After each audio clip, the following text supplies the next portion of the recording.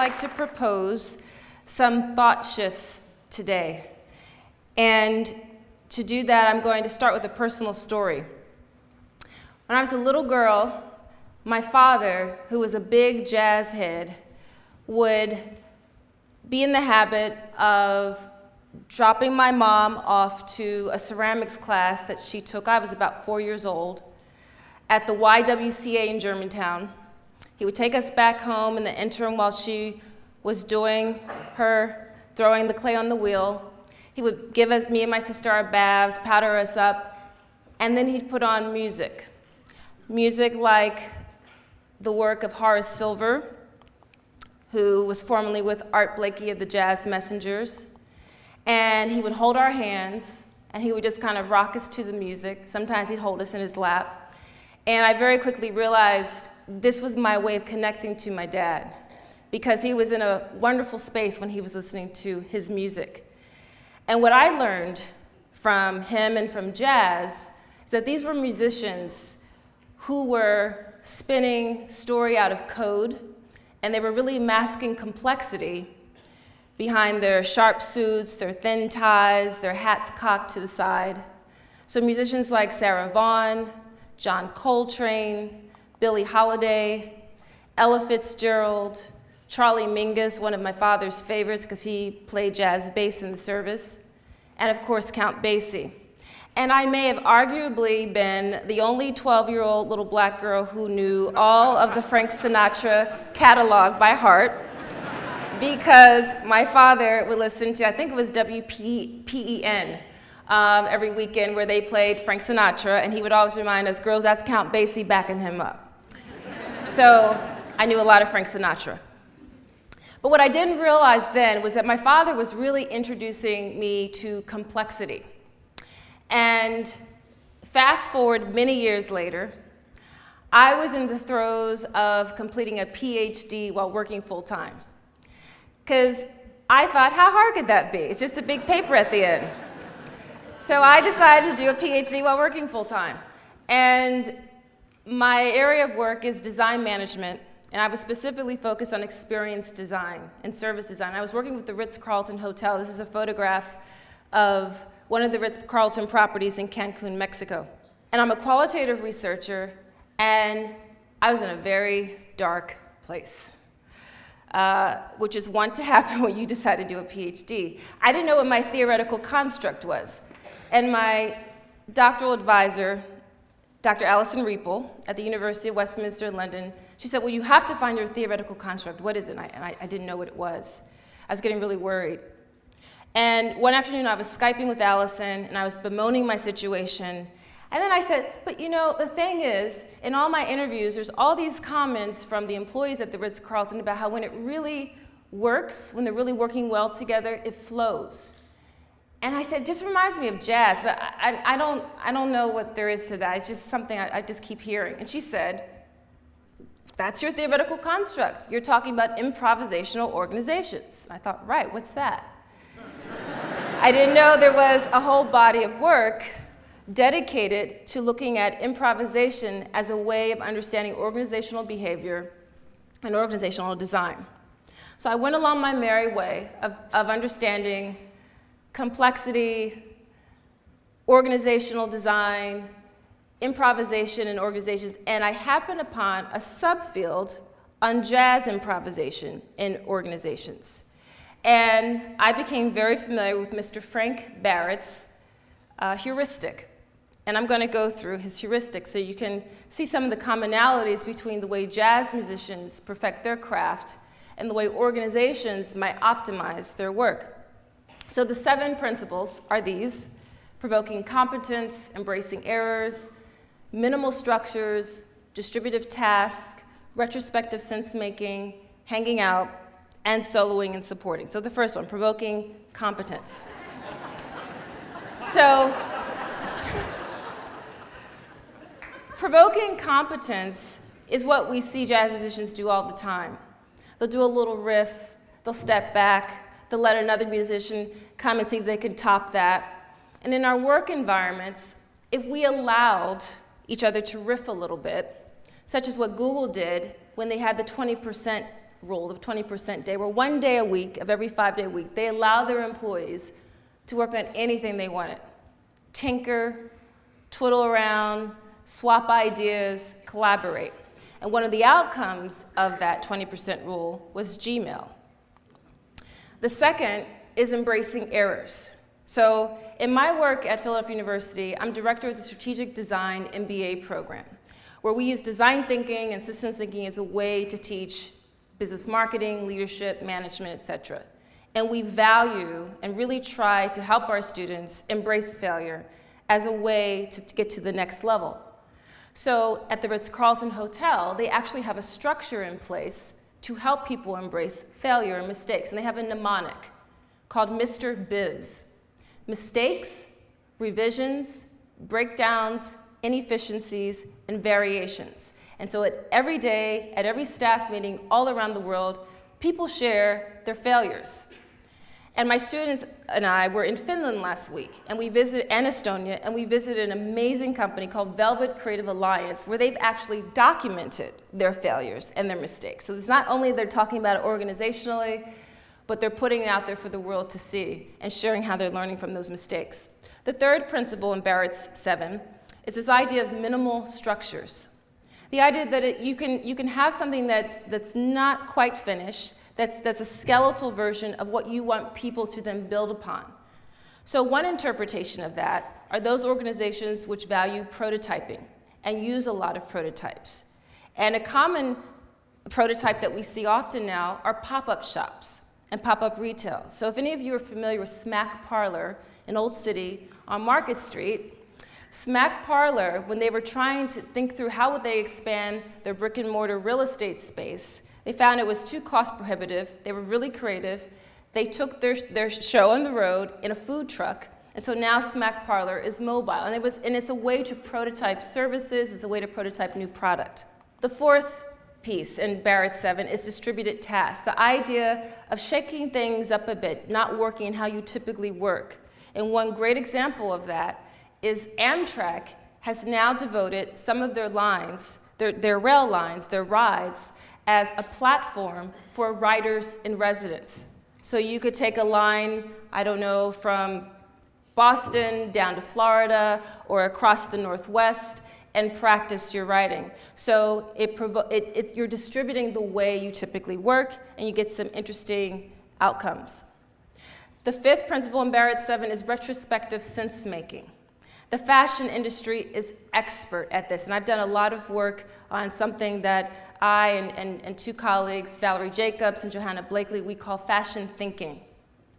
And in retrospective sense-making, you're borrowing from the past to make something new. It's kind of tapping into Levi-Strauss's idea of bricolage and the bricoleur. So the fashion industry offers a great model. The sixth principle in Barrett's 7 is this idea of hanging out. So you see artists and jazz musicians doing this all the time. It's the hallway moments, the water cooler moments, where real communities of practice can form. And we actually have some wonderful examples of this in Philadelphia. Urban Outfitters, Vynamic, which some of my graduate students have done some pretty cool research with, as well as Digitas Health. And lastly, the seventh principle of Barrett's 7, I call it Barrett's 7, is this idea of soloing and supporting, this idea of emergent leadership, being able to ebb in and out of your central place on the bandstand and then receding back. So Barrett's 7 really grounded me in understanding that improv has rules. It's not just this free-for-all. It's actually, what I later learned, a chaotic system. It's a chaotic structure. So what's the K-word? It's a word that a gentleman named D. Hock made up, and it's this wonderful integration of chaos and order, of randomness and structure. It's not anarchy, and it's not control. It's this wonderful sweet spot where there's flow. So this is D. Hock. D. Hock was the founder of Visa International, the credit card company. And when he was tasked with the job of starting Visa International, he thought, how am I going to do this? In nature, all around us, we don't see linear hierarchical structures. In the Amazon jungle, if The jungle doesn't tell a sprout to sprout. The sprouts just pop up and seed. They're self-organizing. In a tree, which are holonic systems, there are offshoots that are self-organizing and adaptive, and they're not linear. And even the way our bodies heal, the way the brain works, the way our immune system works. One organ in our body cannot exist without the other. So a chaotic system, according to D. Hock, is an adaptive, self-organizing, nonlinear system. It's jazz. And it's an idea that I think we have a lot to learn from. And D. Hock has also said that the best organizations are ones that you're not even aware of existing because they're flowing so well.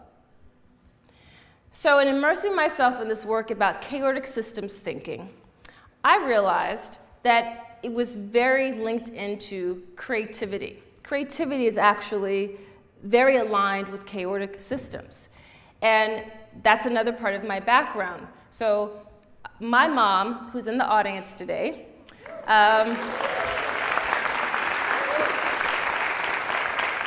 my mom was a little concerned about me when I was, again, about 4 years old. I was a klutz. She was worried I didn't have a sense of spatial relations, and she put me in a dance class. But the joke, of course, among most dancers is that if it's not choreographed, people are tripping all over each other.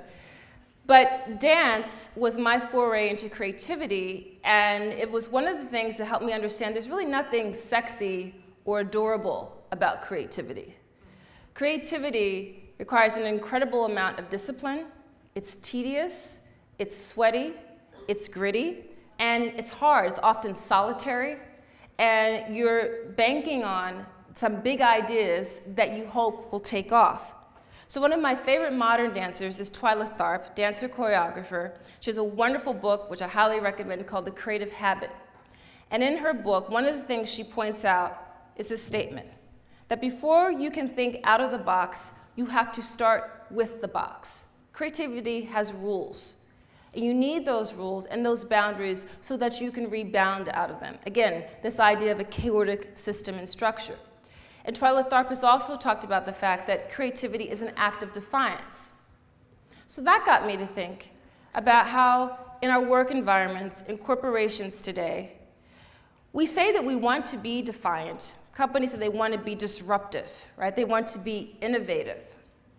And yet they treat creativity as this kind of foo-foo, fluffy add-on, something you slap on at the end of a process. And I really admired the work of scholars Colin Fisher and Teresa Amabile, who have talked about the distinctions between cognitive creativity and improvisational creativity. What I'm finding is that organizations, companies, in our work environments, we aren't taking creativity seriously enough. As Charlie Mingus, the jazz bassist, once said, making the simple complicated is commonplace, but making the complicated simple, awesomely simple, that's creativity, and that's really hard to do. So in our VUCA world, our world which is volatile, uncertain, complex, and ambiguous, we need more creative structures, more chaotic structures to allow us to navigate that. So here's a question for us to think about. What if creativity wasn't left in the workshop or in the studio? But what if creativity was part of our everyday work? In order to think about that more fully and thoroughly, we have to go back to the way we educate. And for a lot of us, this is the memory of the physical environment of how we started out in a school environment. Very structured, very orderly, learning to stay in line. And then we graduate people from that environment into this environment, into more boxes. And we still ask people to think outside the box, but we put them in boxes. And we've trained ourselves to be in boxes. Well, as I've mentioned, I'm a professor at Philadelphia University. Philadelphia University was formerly the Philadelphia College of Textiles and Science. This is actually a photograph of students at the Philadelphia College of Textiles and Science in 1905 in a spinning lab studio.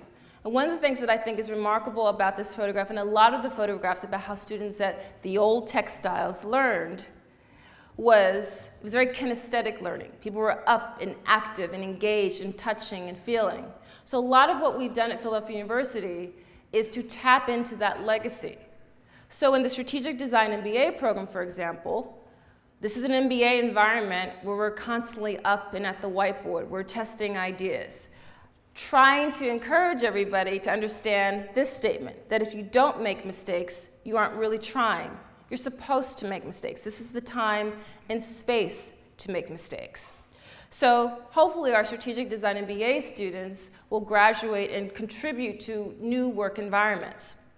About a dozen of these graduate students and I were in Finland and Estonia last week, as I mentioned. And it was an incredible trip because we were working with some students at Aalto University in Helsinki on a project around the future of work. And John New from the Hub accompanied us because he was really interested in how other people around the world were thinking through this issue.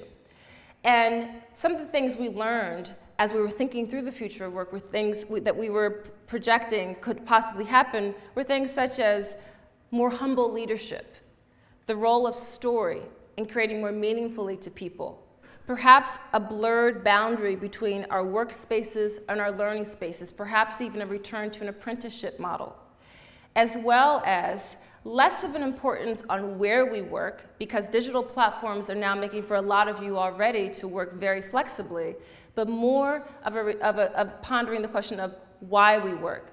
So kind of hearkening to Simon Sinek's Golden Circle. So I'm going to put forth that the future of work and learning will look more like jazz. And if it looks more like jazz, that means we'll have more emergent leadership. There'll be more adaptive processes. We will be more servant experts with each other. We'll know how to recede to the back and go up front when necessary. We will understand improvisation and value it and create places and spaces in our work environments. We will allow for self-organizing in our companies, if they're going to be called companies. We will be ambiguous friendly. A lot of my work now in research is understanding how do we help students to navigate ambiguity? How do we help them to get comfortable with it? We will curate our education and our work. We will embrace being bricoleurs and making something new from the old.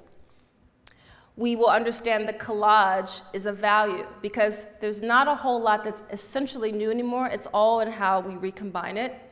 We'll understand that the workspace is sacred, and jazz musicians on the bandstand embrace that idea because in jazz, in improvisation, you're neither in the past nor in the future, you are exactly in the moment, and that's a sacred space. And to view our work as that will be remarkable. We'll value mistakes. So I started out referencing a Horace Silver album from 1961, Doing the Thing. And Horace Silver was a favorite of my dad's. And I'm going to end with a reference to an album he recorded 4 years later called Song for My Father in 1965. So in a lot of ways, this reflection has been for me a song for my father, who introduced me unknowingly at the time to complexity, something that I've tapped into and come full circle to. And I hope that sharing these ideas with you all will be in some ways a ballad for the future of work. Thank you.